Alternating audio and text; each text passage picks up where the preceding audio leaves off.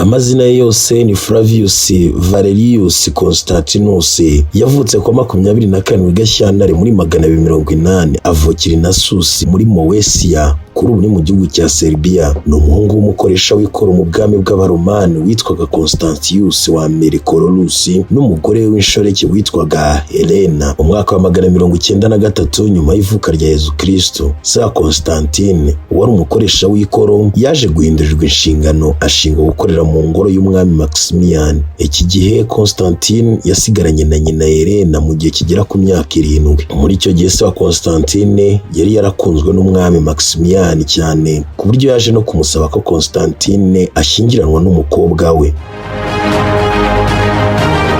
Mu mwaka wa 189 Constantine wari umaze kuba ingimbi yaje gutandukana na nyina, asanga si bwami, ari nawe yahise ashyingiranwa n'umukobwa w'umwami w'Abami witwaga Faustin. Gushyingiranwa na Faustin kuri Constantine byamubereye irembo rikomeye ryo kumwe mu bavuga rikijyana mu bwami bw'Abaromani. Kuva icyo gihe yatangiye guhabwa imyanya ikomeye y'ubuyobozi akiri muto. Mu mwaka wa 300 Constantine yagizwe umucamanza mukuru mu rukiko rwa Nikodemiya mu burasirazuba, kuri ubu ni agace kahitwa Azimit muri Turukiya. Iki gihe Constantine yahise ategura ibitero mu mpugu nto zari zaragomeye Abaromani, ku isonga hari ubwami bwa Misiri bwo mu majyaruguru ya Afurika.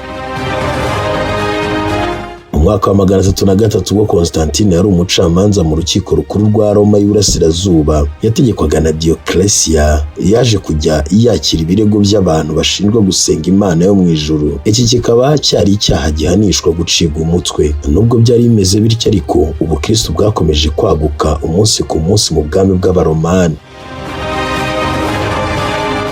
Mu mwaka wa 305 haje kuba inama idasanzwe yahuje umwami w'Abami wa Roma y'Iburasirazuba Dioclesia na Maximilian wayoboraga ubwami bw'Abami bwa Roma y'Iburengerazuba. Imwe mu myanzuro yafatiwe muri iyo nama harimo guha ubushobozi bwo guhagararirwa n'abakozi babo b'indashyikirwa. Maximilian agahagararirwa na Constantius, ubwo ni se wa Constantine, naho Dioclesia agahagararirwa na Galerius. Constantius yaje gusaba umwami Maximilian ko umwanya wo kumuhagararira igihe adahari yaho umuhungu we Constantine, arabyemera.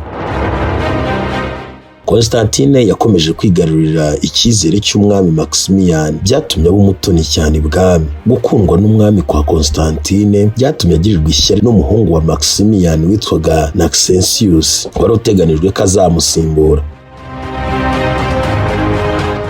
Ibi byatumye Maxentius agerageza kugambanira Constantine ngo yicwe. Mu mwaka wa 306 sa Constantine yaje kwitaba Imana, biba ngombwa ko umwanya yari afite ibwami uhabwa umuhungu we burundu. Iki gihe Maxentius yagerageje kwicisha Constantine gusa ntiyabigeraho. Umwami Maximian yahise atanga itegeko ryo kwica umuhungu we Maxentius wari wagerageje kwica Constantine, kwica umuyobozi mukuru w'ubwami bwa Roma. Mu mwaka wa 307 umwami Maximilian yaje gutanga, hemezwa ko Constantine wari umukwe we kari ugomba kwima ingoma.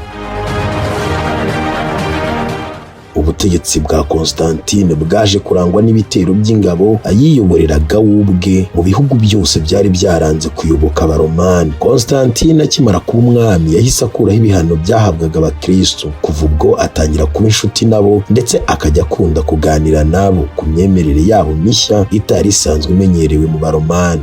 Mu mwaka wa 337 ubwo ubuzima bwe bwari buri mu marembera, umwe mu bihaye Imana witwaga Eusebius wayoboraga urusengero rwa Nicomedia yaje kumubatiza umubatizo utaravuzweho rumwe. Ubusanzwe abakristo ba mbere babatizwaga mu mazi menshi, gusa kubera ubuhangange n'igitinyiro umwami w'Abami w'Abaroma yagiraga, byabaye ngombwa ko bamubatiza mu buryo budasanzwe, aho bafashe amazi make bamusuka mu ruhanga, bahita bafata umwambaro bamuhanaguraho y'amazi amenetse. Kugeza amagingo y'uyu munsi ubu buryo bw'umubatizo mushya buracyakoreshwa mu madini n'amatorero amwe n'amwe, cyane cyane Kiliziya Gatolika.